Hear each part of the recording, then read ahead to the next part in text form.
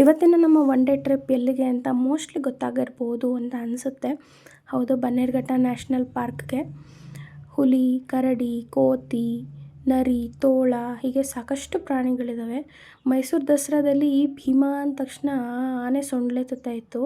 ಹಾಗೆ ಇಲ್ಲೊಂದು ಮರಿ ಆನೆ ಇದೆ. ಅದ್ರ ಹೆಸರು ಕರೆದಿಲ್ಲ ಅಂದರೂ ಹೇಗೆ ಸೊಂಡ್ಲೆತ್ತುತ್ತೆ ನೋಡಿ. ನಮ್ಮ ಕಾಡಿನ ರಾಜ ಹೇಗೆ ಗರ್ಜನೆ ಮಾಡ್ತಾನೆ ಅಂತ ಒಂದ್ಸತಿ ಕೇಳ್ತೀರಾ? ಅದಕ್ಕೆ ತುಂಬ ಹೊಟ್ಟೆ ಹಸ್ದುಬಿಟ್ಟಿತ್ತು. ಅದ್ರ ಓನರ್ ಊಟ ತೊಗೊಂಡು ಬಂದರು.